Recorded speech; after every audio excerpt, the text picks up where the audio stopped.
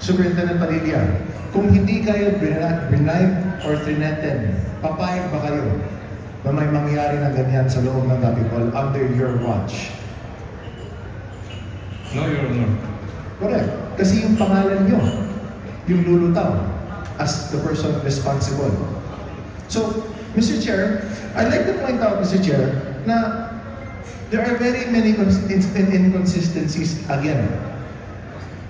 The reason why na we brought out the hypotheticals po is because na in order for an operation this complex to happen, there are many moving parts na kailangan dapat mangyari. And one critical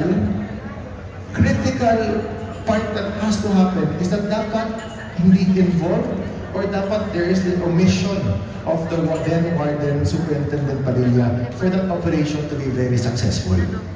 Kasi kung nandun si Warden, kung nakikisaw si Warden, kung alam ni Warden na mangyayari yun at binawalan niya, then this wouldn't have happened at all.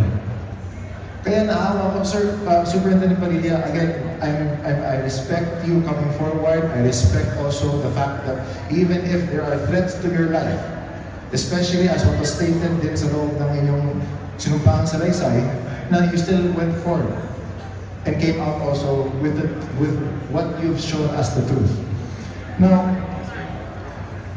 tinatanong ko kasi yung mga katanungan ito, Colonel Garma, dahil lumalabas po sa mga testimonya ng ilang saksi na kayo po ang tinuturo bilang nag-uutos o namumuno ng operasyon sa pagpatay ng Chinese nationals sa Dapicol.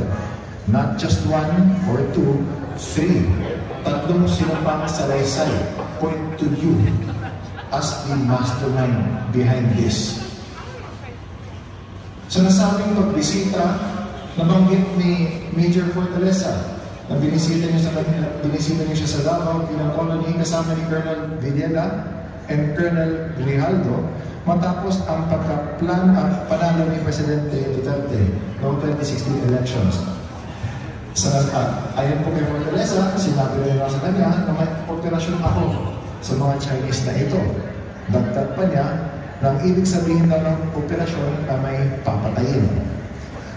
Dagdag pa po sa salaysay din ni Major Fortaleza na tinawagan niya raw siya muli upang utusan na bigyan ng pagkain sila Tata at Andy.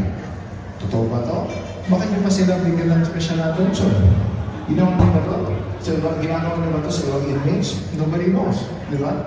Pero sabi nga sa salaysay ni Jimmy Fortaleza na yun nangyari. At bukod pa kay Fortaleza, sa sinumpang salaysay ni Superintendent Padilla, malinaw na tinuturo din kayo bilang nasa likod ng operasyon ng pagpatay ng mga Chinese nationals sa Dapicol. Sa kanyang salaysay, ang paragraphs 5, 6, and 7 na kayo po ang direktang iniimbigin po nito. And base na po sa sinumpang salaysay ni Superintendent Padilla, lumalabas na siya ay sinuhulan o kaya ininit na umatras at huwag makialam sa operasyon na uli sa pagpatay ng tatlong Chinese nationals sa Dapicol. Ayon kay Superintendent Padilla na si Ma'am or Colonel Garma ang nagbigay ng direktang utos na huwag siyang maghimasok sa operasyon kahit pa ito ay magresulta sa pagkamatay ng mga high-profile inmates. Again, Colonel Garma, do you deny these allegations against you? Yes, Your Honor. No further questions, Mr. Chair. I think the public has heard what they need to hear. Again, Mr. Chair, as a passing, as the final comment lang, Mr. Chair, again, all those resource persons inside here are under oath. And in the search for the truth, we will still continue to push for these questions again. Mr. Chair, thank you. Thank you, Congressman Almario.